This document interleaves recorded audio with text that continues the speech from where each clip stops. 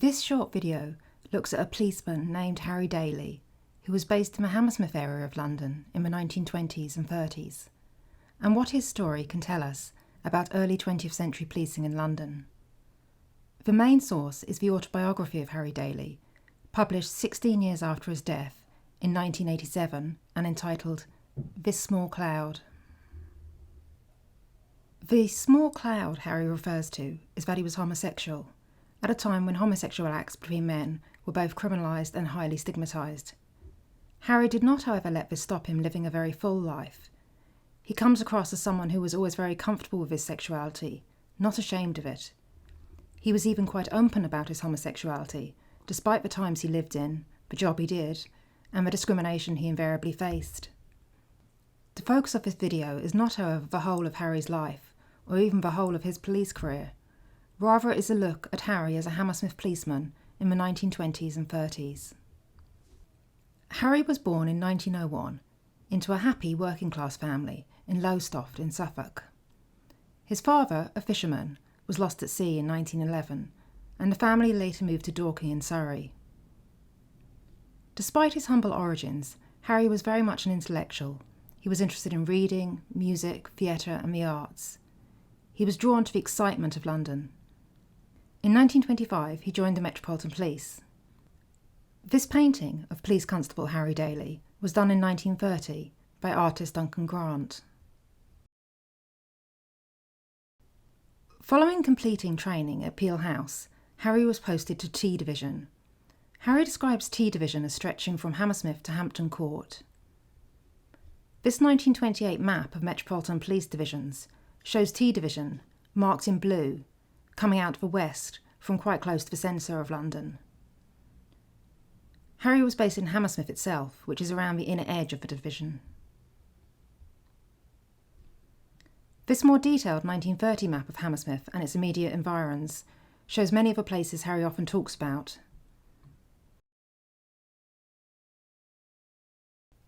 Harry lived in the Hammersmith section house, as was normal at the time for unmarried men starting out in the police.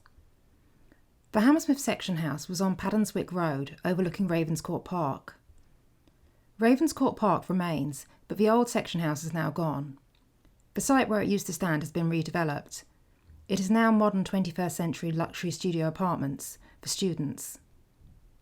Harry describes the Hammersmith section house in his day as a big bare building with a billiard room, a mess room and a kitchen on the ground floor, an old army hat in the yard which used to be used as a gymnasium, and lots of bathrooms and 100 cubicles up the stairs.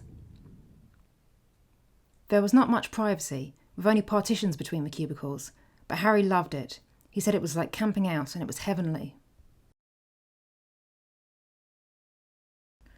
The police station was in the urban centre of Hammersmith, near the Broadway. Harry says the Broadway was the pleasure centre of this end of London, in the same way that Piccadilly Circus was supposed to be for London as a whole. The Broadway still lies at the centre of Hammersmith today. It remains a busy urban pleasure centre, with shops, restaurants and theatres. However, this central part of Hammersmith has undoubtedly been significantly redeveloped over the last 100 years. Walking around the area today, it looks quite different to how it did in Harry's day, most of the buildings being more modern developments.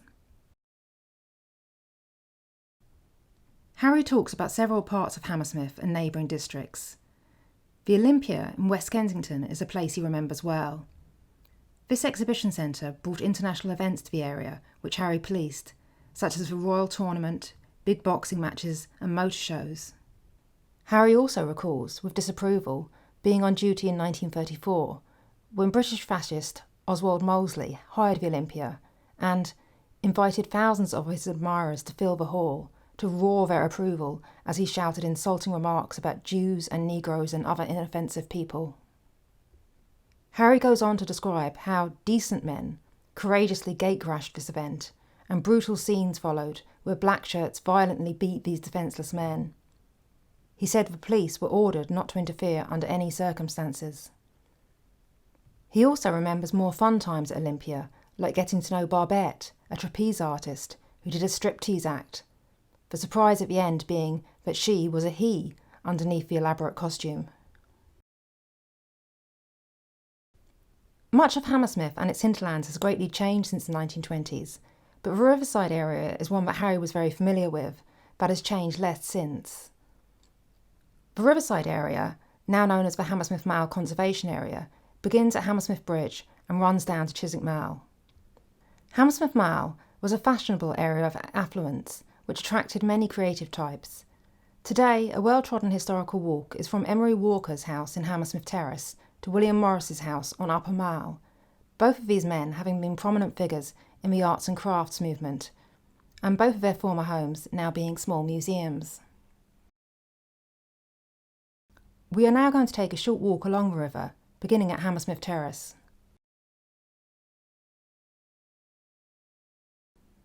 Hammersmith Terrace is a Georgian terrace of 16 houses with garden frontages facing the river. We are now at the back of these houses. Many well-known figures have lived on this small terrace over the centuries. There are a handful of blue plaques commemorating notable past residents, but when you look at the history of who has lived here, you see that the terrace could easily be dotted with blue plaques.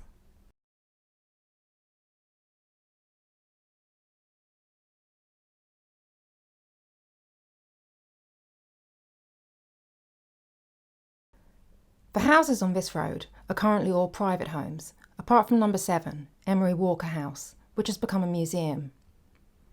Emery Walker was an engraver, photographer and printer, closely associated with the arts and crafts movement. His former home is one of the best preserved arts and crafts interiors in Britain. In normal times, you could arrange to visit and look around the house and garden for yourself.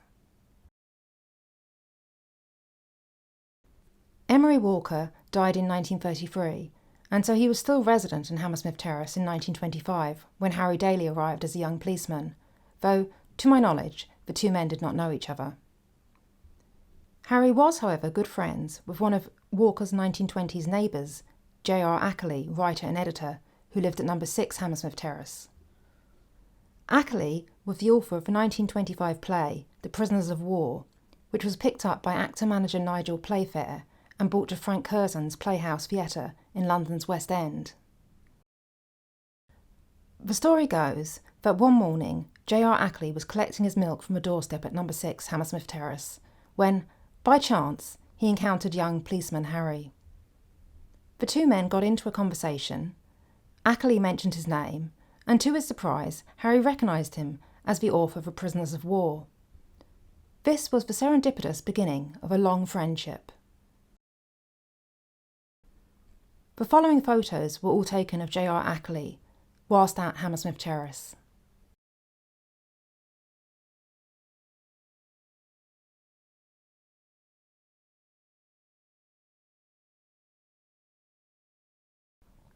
J.R. Ackley was friends with many of the so-called Bloomsbury set of writers, artists and intellectuals prominent in the first half of the 20th century. Ackley introduced Harry to several figures in this group. That Harry had a love affair with writer E.M. Forster is well known and documented in many of the latter's biographies. In his own autobiography, however, Harry chose not to speak of any of his famous friends. Harry, who was sometimes known as the intellectual policeman in the upper-class circles he moved in, was also friends of many working-class people, which he introduced Ackley and his friends to. J.R. Ackley had served in the First World War as a captain, and in 1917 he'd been captured by the Germans and interned in Switzerland. It was here that he began writing the play The Prisoners of War, a drama based partly on his own experiences, the leading character in which was a captain in love with a young soldier. Ackley was homosexual, and The Prisoners of War has been described as a blatantly homosexual play, yet it got past the censor in 1925. It seems as the homosexuality, whilst clearly implied, was not explicit.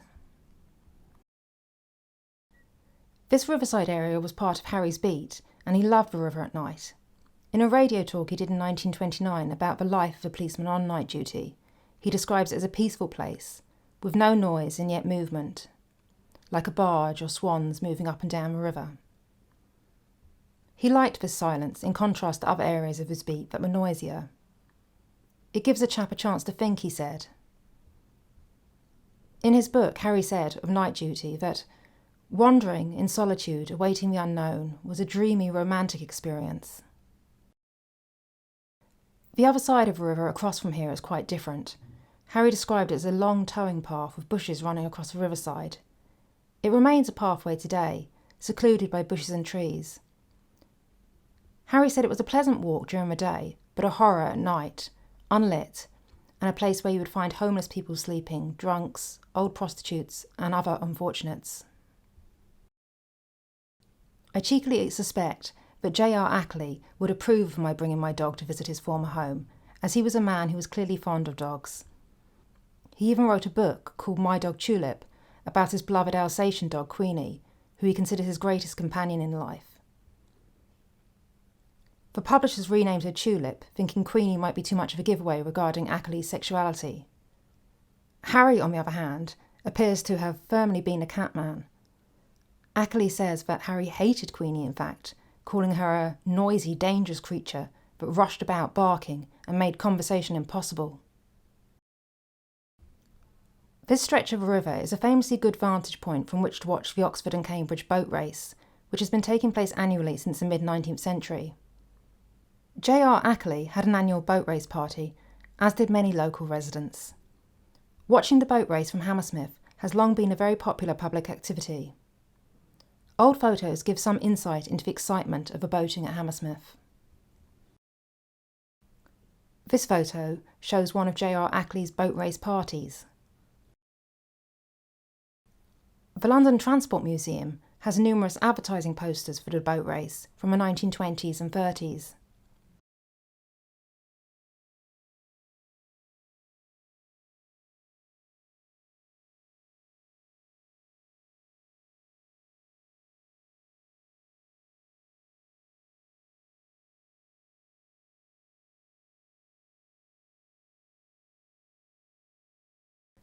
This 1933 underground poster by artist Vera Willoughby seems very evocative of J.R. Ackley and Harry Daley's friendship, with the last two figures shown being a man with a dog and what appears to be a policeman.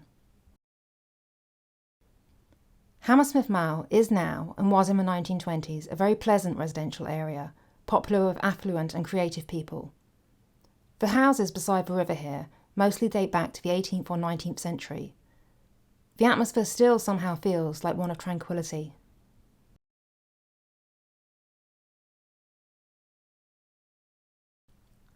There is another museum house along here, the William Morris Society Museum. Kelmscott House was Morris's London home from 1878 until his death in 1896.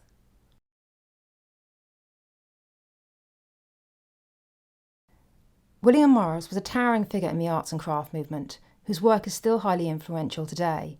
He was a craftsman, designer, poet, printer, novelist and environmentalist.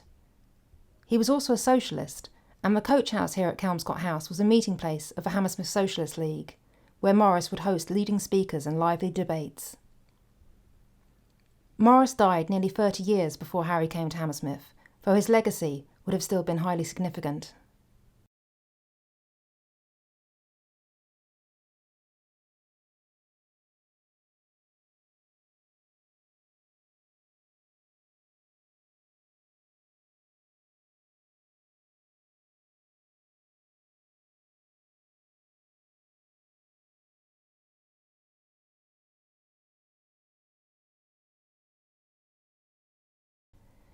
In the mid-1920s, when Harry was posted to Hammersmith, the house next door, River House, was occupied by Nigel Playfair, the actor-manager of the Lyric Theatre in Hammersmith throughout the 1920s, and also the man who had brought J.R. Ackley's play, The Prisoners of War, to London's West End in 1925.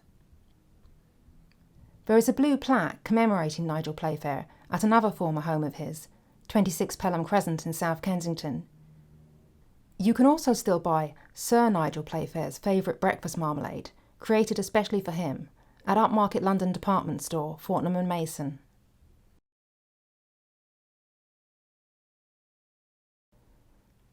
So many of the houses in Hammersmith have so many stories to tell. It's an area that has long enchanted many people and remains a very appealing spot for a walk. I don't know if Harry ever met Nigel Playfair, but what I do know is that they both agreed on and wrote about the beauty of this area at night in their respective autobiographies. Nigel Playfair said of living here, "For all the lovely things in London, The river is the loveliest, especially at night, and no man can count himself unblessed who can nightly contemplate it.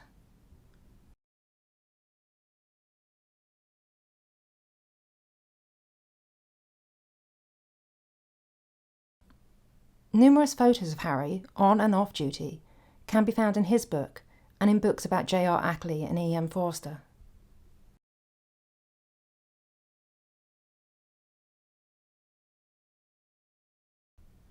Harry's story is an important one in the history of policing.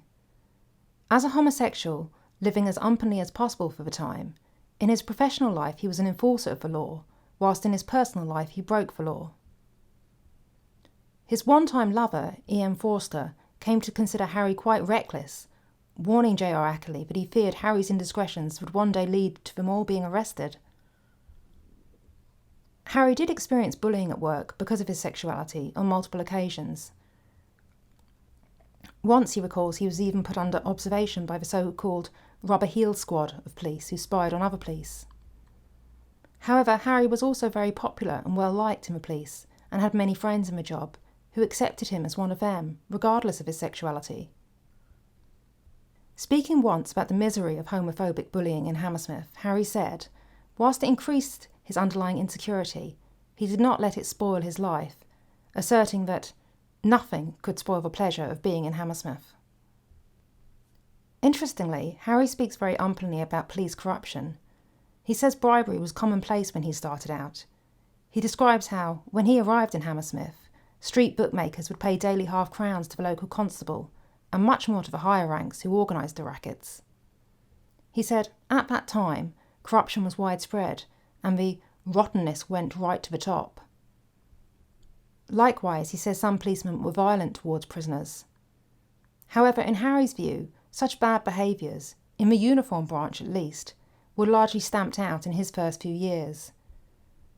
Harry therefore broadly rejects criticisms about corruption in the Metropolitan Police. Harry's book is different to the usual types of books written by 20th century policemen. He was not a senior officer, nor did he tell any great tales of crime fighting. Harry tends not to talk about any high-profile crimes, such as murders or great robberies. Instead, he recalls the ordinary situations he encountered: homelessness, drunks, poverty, death, domestics, accidents, and suicides. He saw the role of a uniformed policeman as preventing crime, and he was happy doing this. He didn't want to be a detective investigating crime. There are numerous photos of Harry with friends.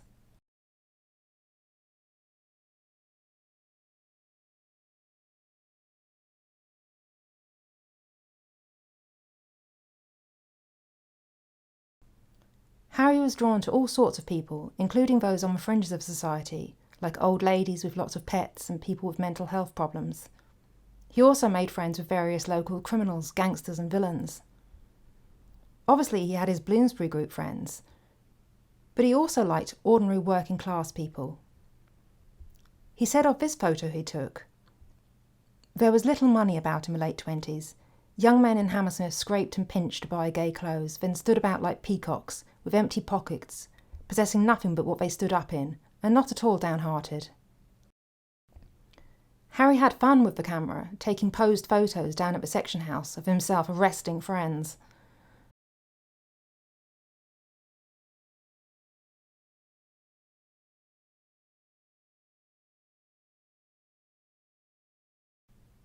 Harry greatly admired the Metropolitan Police from the time he joined up and for the rest of his life. He saw the police as helpers of the people and liked being on the streets, ready to be of assistance. He compared the way people in trouble ran to the police stations in his day to the way people in Victorian villages had run to the vicarage. Most policemen were very good people in Harry's view. J.R. Ackley began working in BBC Radio in the mid-1920s. This led to Harry giving talks on the radio. These talks were approved of by the Metropolitan Police and were clearly good public relations pieces. One radio talk Harry gave in 1929, alongside a French policeman, was an incredibly scripted conversation, promoting the ideal of English policing by consent, then 100 years old, as unique and sharply contrasting with more military policing elsewhere, such as in France. The image of policing put forward in this talk is somewhat like the fictional Dixon of Dock Green character, popular on British television from the 1950s through to the 1970s.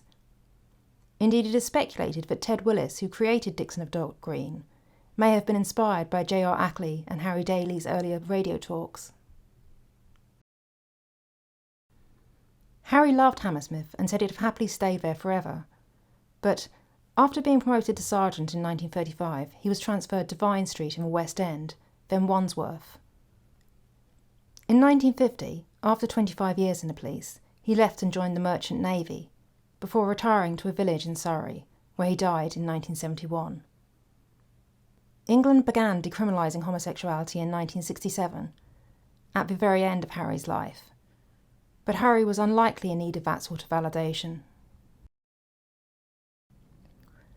Harry Daley was undoubtedly a remarkable character. His autobiography is an important first-hand account of the life of an extraordinary and yet also ordinary policeman in early 20th century London. Harry's years in Hammersmith from 1925 to 35 were important years in his life, and his memoir has left an important and unique legacy for historians of police to continue exploring long after his death.